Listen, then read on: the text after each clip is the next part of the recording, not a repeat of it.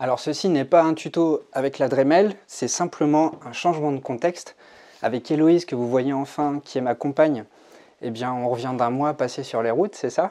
À peu près un mois, puisqu'on s'est rejoint en Bourgogne pendant... Surtout toi. Oui, parce que moi j'étais à Montpellier, je t'ai rejoint en Bourgogne après. Et ensemble, on a fait un chantier participatif avec une cartère. Et voilà, je t'ai suivi sur ce chantier-là. Puis ensuite, on a été dans une châtaigneraie en Ardèche où on a vécu pendant une semaine un bon moment avec des gens qui ont créé une communauté et qui vivent dehors, qui vivent en tout cas dans un environnement sympa. Et je vous ai fait pas mal de vidéos sur la relation entre le travail et puis l'importance de l'environnement. Alors aujourd'hui, je fais une vidéo qui sort du cadre, hein. C'est une vidéo plutôt atypique. On est dans l'atelier d'Héloïse qui a bien voulu m'accueillir pour faire cette vidéo, donc je te remercie pour ça. Je suis un petit peu dans ton univers.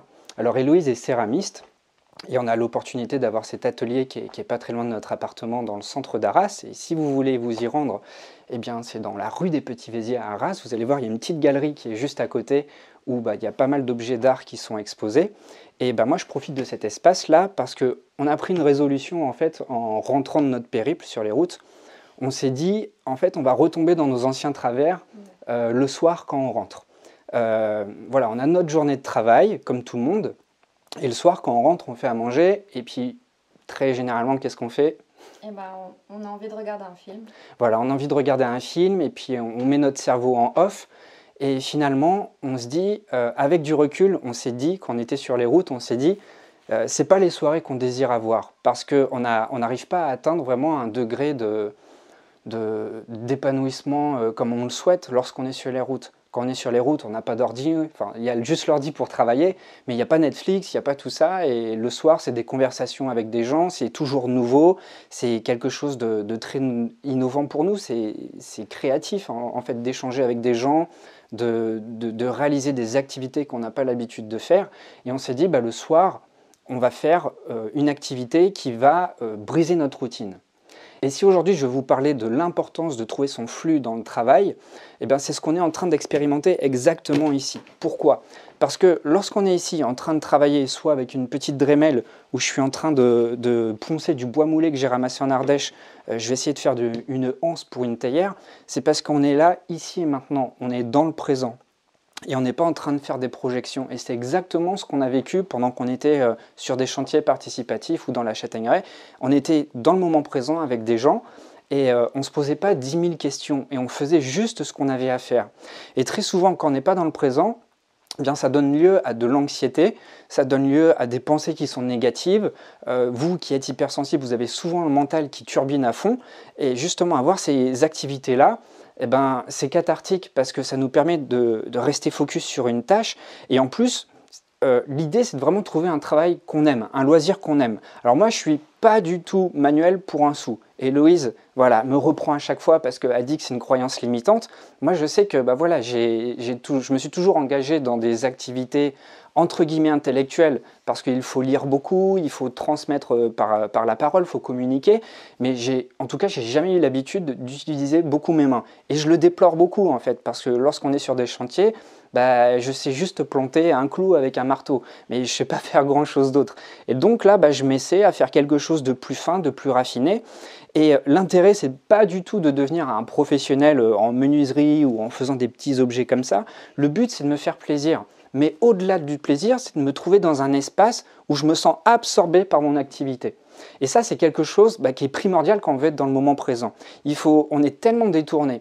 Parce que des fois, quand on mange tous les deux, on met un truc sur YouTube, un truc sur la politique, sur l'économie, parce qu'on ne regarde plus les infos, mais on sélectionne vraiment le contenu qu'on veut regarder. Mais une vidéo, on appelle toujours une autre, et puis ça fait appel à des angoisses, et puis il y a une notification qui arrive. Et en fait, on n'est jamais là, ici et maintenant. Et le plus important, c'est pas ce qui se passe à l'extérieur, c'est en nous, qu'est-ce qu'il y a en nous. Et on a trop tendance à s'éparpiller et à pas vraiment écouter ce qu'il y a en soi. Et ça, je peux vous dire que c'est beaucoup plus important que ce qui se passe à l'extérieur. Alors je vous dis pas de vous isoler, de vous couper du monde et de vivre en autarcie. Il faut bien évidemment avoir une compréhension de ce qui se passe dans le monde, c'est important. Mais Ce qui est encore plus important, c'est d'avoir une meilleure compréhension de ce qui se passe en soi. Connaître sa météo, connaître ses conflits intérieurs. Il y a peut-être un conflit diplomatique entre le cerveau droit et le cerveau gauche, tu vois. Et ça, c'est super important. Et justement, bosser sur des petites activités manuelles, manuelles ou pas, ça peut être jouer aux échecs, mais en tout cas, ça fait beaucoup plus appel à votre créativité parce que ça mobilise votre cerveau droit. En plus d'être dans le focus, dans le moment présent, on est dans le cerveau droit et ça, ça peut aussi améliorer votre quotidien. Non seulement ça vous apporte une satisfaction à l'instant T où vous êtes en train de faire ça. Je ne sais pas si je vais être satisfait de ce que je suis en train de faire quand le produit sera fini. Le but, c'est pas ça. Le but, c'est non seulement de faire quelque chose qui me plaît, c'est d'être dans le moment présent.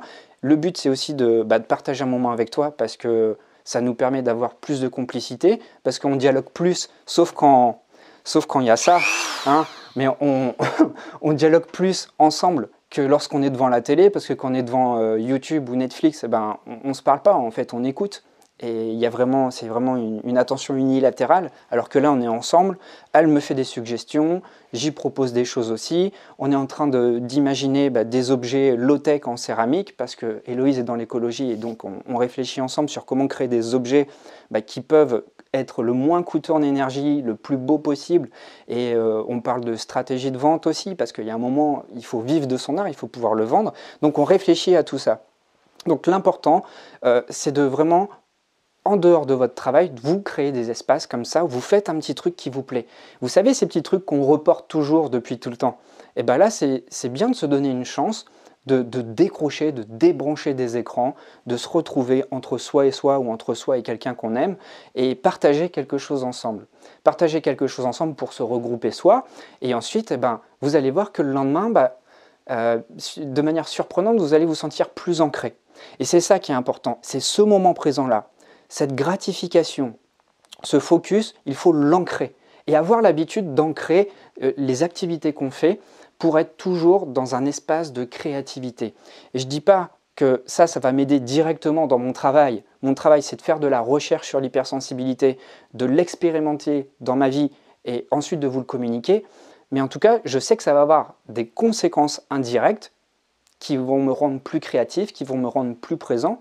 Et c'est vrai que depuis qu'on est revenu, ça fait maintenant un petit peu plus d'une semaine, on est quand même beaucoup plus attentif à notre quotidien, à notre présent, à la qualité de nos soirées aussi. Et je trouve qu'on dialogue mieux, que même intérieurement, moi en tout cas, je suis beaucoup plus responsable et à l'écoute de mes limites. Et quand ça va trop loin, j'arrive plus facilement à le voir. Ce qui fait que je suis beaucoup moins submergé. Sauf hier soir, on a fait une soirée qui a duré un peu plus longtemps. Aujourd'hui, je suis particulièrement crevé. Mais je tenais à vous faire la vidéo pour aujourd'hui.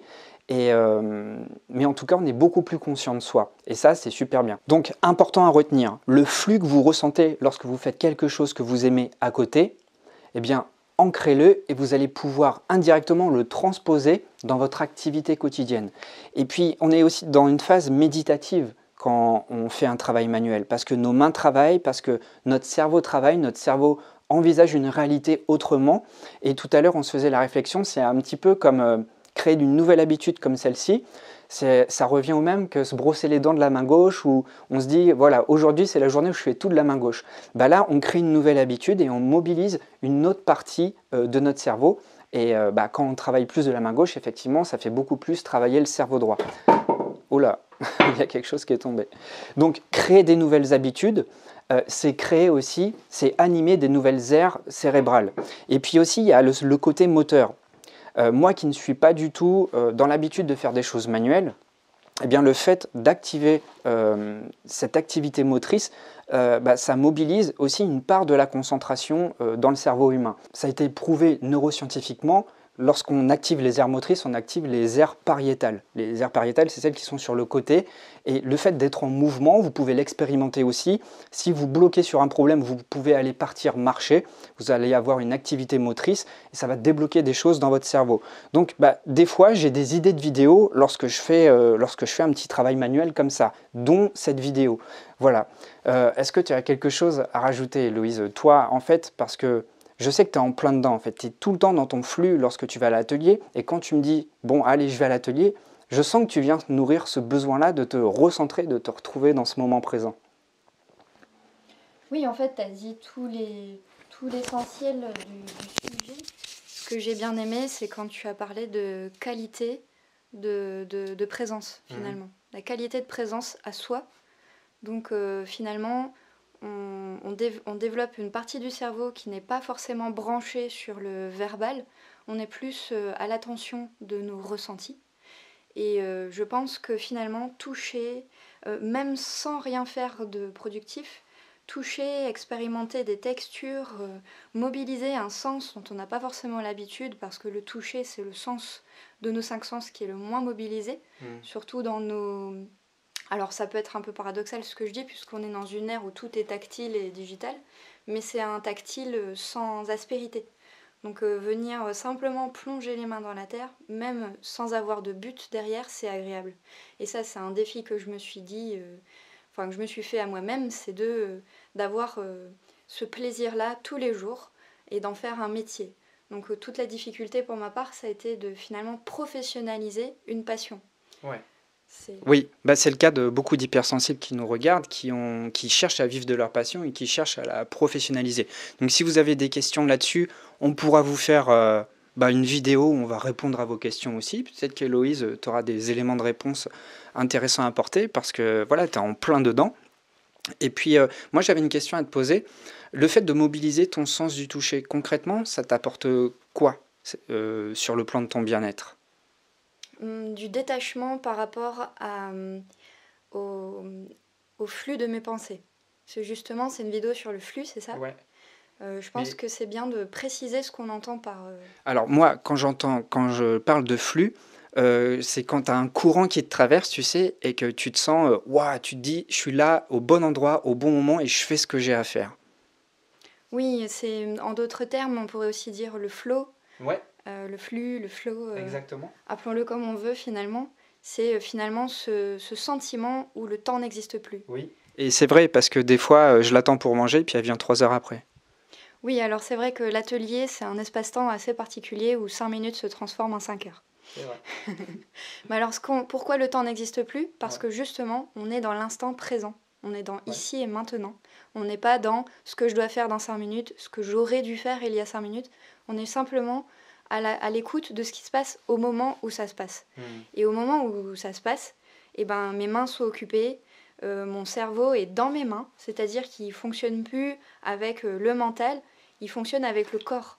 Et je trouve que ça, c'est quelque chose qui a été nouveau pour moi, mais extrêmement salutaire, à une période de ma vie où justement je me cherchais beaucoup, où je cherchais quoi faire justement de mon bac+5 en arts plastiques. Je me disais que c'était impossible pour moi de finir dans un bureau d'un musée ou dans une tâche répétitive, que j'allais avoir besoin justement de garder cette effervescence de l'activité artistique qui te fait toucher à plein de choses, qui te rend curieux sur plein de choses. Et même si c'est un défi pour en faire une activité rentable au jour le jour, je vois les bénéfices, même si ça fait déjà 3 ans que je suis en phase de lancement. C'est le processus nécessaire pour que les choses s'implémentent dans mon quotidien. Alors, pour mieux m'exprimer, c'est-à-dire que lancer une activité artisanale, ça prend du temps. En moyenne, c'est 5 ans.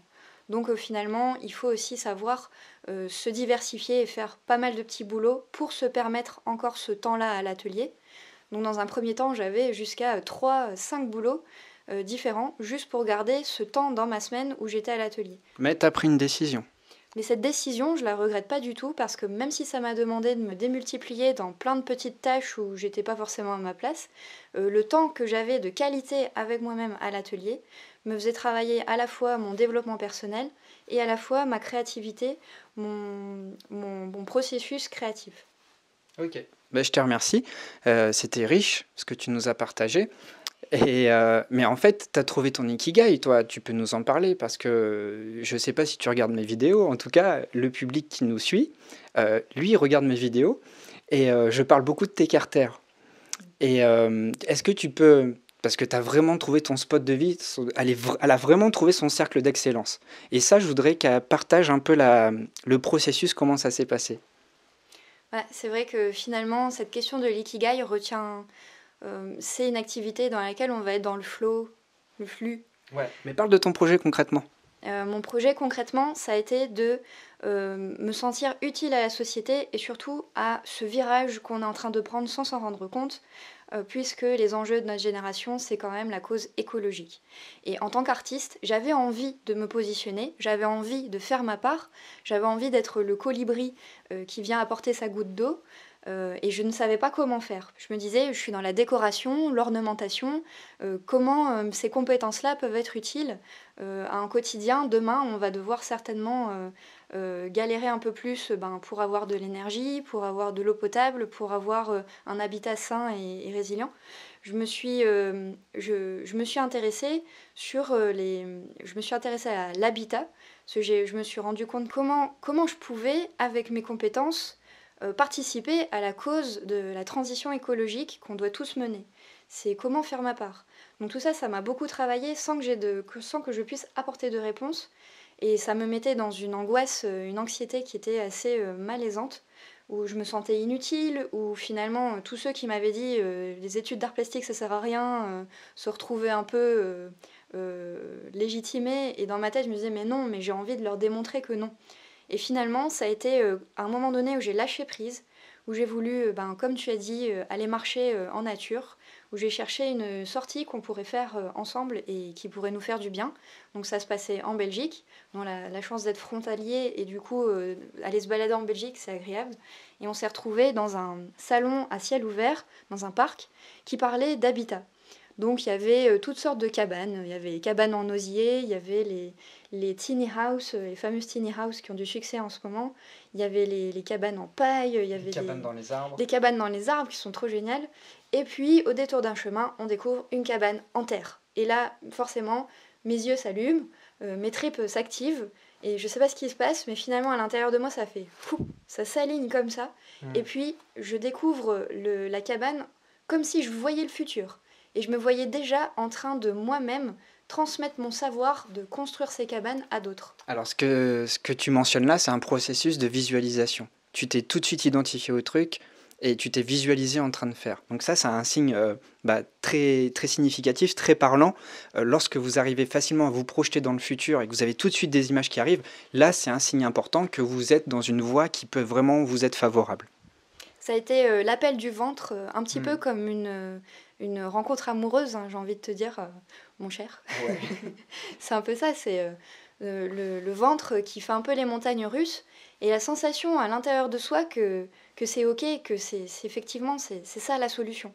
Donc je me suis renseignée avec les personnes qui étaient là, on m'a dit que c'est une technique qui venait de Bretagne, donc ni une ni deux, en rentrant, j'ai décidé d'aller en Bretagne, d'aller visiter le site où justement ces carters se construisent et puis d'aller me renseigner. Donc j'ai visité, j'ai dormi une nuit dans les carters et ensuite ça a été double révélation puisque le rêve que j'ai fait pendant cette nuit en carter, ça a été, j'ai envie de dire chamanique. Ceux qui veulent comprendre comprendront, mais c'est l'intelligence intuitive qui cède la place à tous les programmes, à tous les besoins, à toutes les envies d'être rentable, efficace, se construire une carrière. Et là, c'est autre chose qui parle à notre place. Ça prenait du sens pour toi et c'était vraiment aligné avec ton ressenti, comme tu dis, qui est ici. Exactement. Finalement, ma quête, ça a été de me réapproprier mon corps dans ma quête de sens à travers mon parcours professionnel. Ça a été d'arrêter de chercher avec la tête, ça a été d'écouter la voix du corps. Ah, tu me diras si je me trompe, en fait, tu as fait un transfert de compétences, parce que ta compétence, à l'origine, c'est de modeler la terre, puisque tu es céramiste. Et du coup, tu as fait un transfert de compétences vers un domaine disciplinaire. C'est plus qu'un domaine disciplinaire, c'est une forme d'artisanat qui correspond à tes valeurs, à tes attentes, qui se situent sur le plan écologique. Est-ce que c'est ça? Oui, transfert de compétences. J'ai envie de te dire que de toute façon, mon diplôme, c'est les arts plastiques. Et dans le plastique, on ne désigne pas la matière plastique. On désigne le fait que c'est malléable. Et que l'artiste plasticien, il peut être amené à utiliser beaucoup de matières différentes pour travailler. Donc là, tout simplement, je suis passée de l'argile à la paille de chanvre et la chaux. Le sable et le gravier. Mais pour moi, ce ne sont que des outils que je mets en plus à ma trousse, quoi. C'est une corde en plus à mon arc. D'accord. Et maintenant que lorsque tu es sur un chantier et que tu travailles, qu'est-ce qui te montre que tu es vraiment dans ton ikigai, dans ton spot de vie, que tu es vraiment sur la bonne voie? Quels sont les indices qui te montrent ça pour te confirmer que tu as fait le bon choix? Finalement, c'est le retour des autres qui font ce que je leur dis de faire, puisque maintenant je suis passée formatrice pour cette technique de construction. Et quand je transmets, quand on me dit ah, mais tu expliques bien, j'ai compris. Ah, mais voir quelqu'un se saisir de la matière et faire à sa façon, c'est-à-dire s'approprier les outils que je transmets, là je me dis victoire. Et ça fait quoi en toi? C'est surtout en dedans que je veux savoir quels sont les indices que tu repères et qui te prouvent que tu es sur la bonne voie. Toujours, je vois pas le temps passer. À l'intérieur de mon corps, j'ai pas faim, j'ai pas soif, j'ai pas sommeil, jamais. J'ai envie de faire ça tout le temps. J'ai une sensation de bien-être qui me pousse à siffler en travaillant, à chanter. Ça se positionne où dans ton corps, cette sensation? Toujours le ventre. Et j'ai envie de vous dire que c'est pas vraiment le ventre, c'est juste à la fin des côtes, entre les côtes. Là où les côtes s'ouvrent, c'est le plexus solaire. C'est une petite partie de notre corps qui ressemble à une étoile.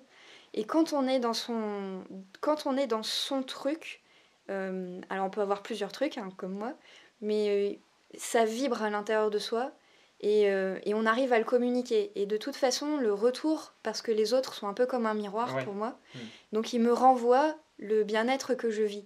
Et il suffit que je vois les gens se mettre à chanter en même temps que moi. On sent qu'il y a un vortex d'énergie qui se crée entre nous tous, où c'est là où on se dit que notre corps, c'est pas simplement cette enveloppe charnelle qui nous compose, c'est aussi ce qui émane de nous. Et d'être sensible à ça, je pense que c'est un peu comme l'intelligence intuitive. C'est quelque chose qui un peu nous échappe, où on n'a plus les mots. Et c'est justement là où on rentre dans le vif du sujet. Ok. Je te remercie beaucoup, Héloïse. Donc, vous avez compris que je vis avec ma muse, qui m'inspire beaucoup. En tout cas, on a toujours des dialogues passionnés comme ça. Et là, comme vous voyez, c'est un endroit parfait parce que devant l'ordi, on n'est pas pareil. Donc, privilégier ces moments-là. Une dernière chose? C'est ça que je voulais dire finalement. C'est que quand on s'est retrouvé en Ardèche, a pu avoir nos équipements de la maison en ville, donc je pense à regarder un film le soir. Alors le premier soir, ça fait bizarre, ça nous manque un peu. Et en fait, on se rend compte qu'après, on n'y pense même plus. Ouais. Le soir, il n'y avait aucune pollution lumineuse. On passait nos soirées à regarder les étoiles, par exemple. Exactement. Et ça, c'est quand même un spectacle d'une autre qualité. Et oui, et justement, toutes les aventures qu'on a vécues en Ardèche ou un peu partout en France, ça nous a permis de conscientiser en tout cas qu'on devait changer nos habitudes lorsqu'on rentre chez nous, pour nous sentir plus alignés, pour nous sentir plus vivants, plus créatifs et surtout moins passifs et moins subir le quotidien. Alors, notre quotidien, on n'a pas à se plaindre, ça se passe bien, mais des fois on peut être dans une forme de passivité, surtout dans les soirées hivernales où les journées se raccourcissent, on peut vite tomber dans l'amorosité. Donc voilà, on a eu le réflexe de se dire faut qu'on reste actif avec nos mains, faut qu'on nourrisse notre quotidien de choses différentes. Je vous l'ai déjà expliqué, c'est comme un buffet où il faut qu'il y ait des petits toasts un petit peu pour briser l'ennui, pour briser la routine et puis se créer une nouvelle réalité. Et on se reconnecte avec notre espace intérieur. Je te remercie beaucoup, Héloïse, pour ton partage enrichissant. Je suis vraiment content que tu aies pu partager ça avec la communauté, ça me fait plaisir. Et en plus, j'avais pas mal de questions de la communauté quant à ton activité, donc je suis content qu'ils te voient enfin et que tu aies pu vraiment expliquer ce que tu fais. Et pour les personnes qui ont envie de te suivre, où est-ce qu'on peut te retrouver? Oui, donc on va se retrouver sur Instagram et vous chercherez Habiter le monde autrement. Voilà, et puis vous pourrez même interagir directement avec Héloïse, elle répond rapidement aux messages, tu es très souvent sur Instagram. Voilà, je te remercie beaucoup, je vous remercie beaucoup d'avoir suivi cette vidéo. Moi je vous dis à dimanche pour la prochaine. D'ici là, faites de votre mieux, soyez créatifs, mettez pas mal de diversité dans votre vie, animez vos soirées, portez-vous bien. À très vite.